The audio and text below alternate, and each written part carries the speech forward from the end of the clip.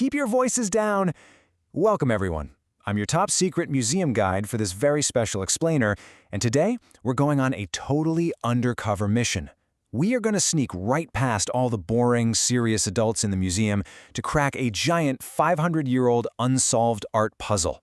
So put on your detective hats, because we're about to look at the most famous painting on planet Earth through a totally different, highly classified lens.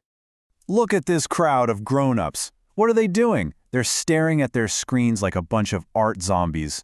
They've walked kilometers, their feet hurt, and now they're all just holding up their phones, taking photos of a painting they could probably see better on their couches at home.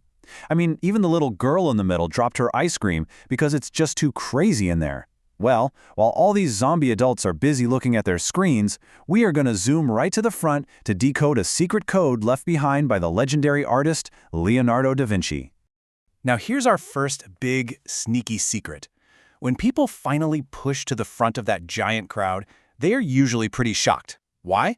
Because this incredibly famous masterpiece, sitting behind thick, bulletproof glass, is actually tiny. The dimensions are exactly 46 by 77 centimeters.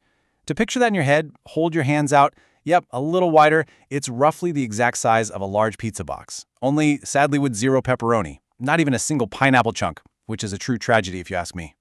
So, if it's just the size of your Friday night pizza delivery, why on earth it's so famous? You're probably wondering why up to 1,500 people cram into this giant museum room called the Salle des États just to stare at it.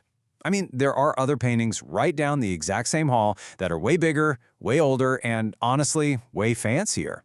Yet, nobody is waiting in line for those. So, why all the fuss for the pizza box lady? Well, get ready for a twist, because it's actually not, because it's objectively the greatest painting ever painted. The real reason it exploded into super fame is because back in the year 1911, a sneaky museum worker straight up stole it. That's right, an actual art heist right out of a goofy spy movie. Get this, it wasn't some high-tech robbery with laser beams, smoke bombs, and helicopters. Oh no, it was the world's easiest, funniest caper ever recorded. Step 1, the guy just hid inside a broom closet overnight. Step 2, in the morning he lifted the painting right off the wall and tucked it under his coat. And Step 3, he just walked right out the front door. He literally just carried it away like it was his laundry, making the most famous painting in the world completely missing for 2 whole years. And here's the absolutely silliest part of the whole story. The painting became so wildly famous just for being missing that people completely lost their minds. Newspapers around the world wrote about absolutely nothing else. People actually traveled to the museum, waited in massive lines, and paid real money just to stare at the blank wall where the painting used to hang. They queued up to look at an empty space. How goofy is that?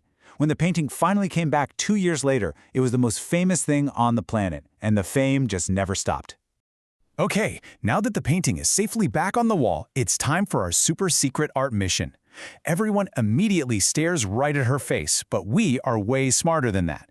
I want you to strap on your invisible magnifying glasses, ignore her face for 30 whole seconds, and play a game with me. We are going to spot the sneaky secrets Leonardo painted into the background behind her.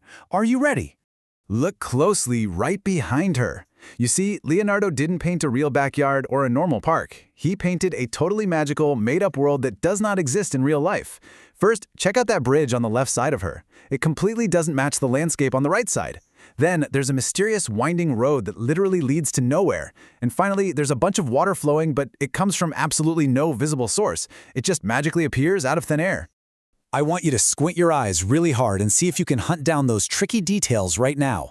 The background is a completely impossible world. It makes no sense at all. Yet, sitting right in the middle of this totally bonkers, chaotic, magical land, the lady in the painting sits completely calm and still. It's like she knows a secret inside joke that we don't.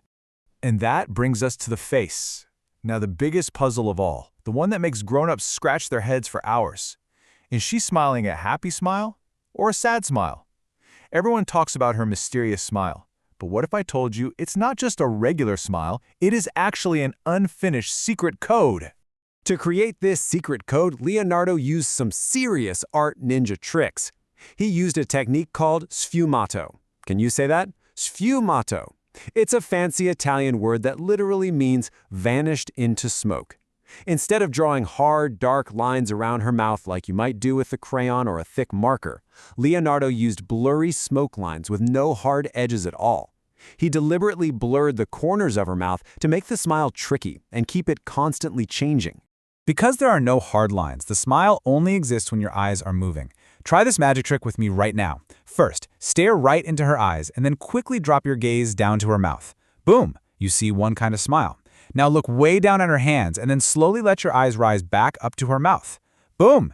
It's a totally different smile. Same painting, but the smile magically changes depending on where you look first. How cool is that? And speaking of her hands, here is a crazy clue for our investigation. Leonardo kept this painting with him his whole life. He worked on it for 4 years and never officially finished it. He just kept it with him until he died. But guess what? He actually spent way more time painting those perfectly calm, folded hands than he did finishing her ultra-famous face and that tricky, smoky mouth. He wanted those completely still, calm hands to ground her right in the middle of that totally bonkers, chaotic, impossible background. So, as we end our sneaky, undercover tour of this explainer and leave all those zombie grown-ups to safely stare at their phones, remember the biggest secret of all. The famous Mona Lisa smile isn't just a happy face or a sad face. It is really just a 500-year-old question left open on purpose by a master artist using smoky, blurry art ninja tricks. It's a puzzle waiting for you. So, my fellow art detectives, how will you solve it?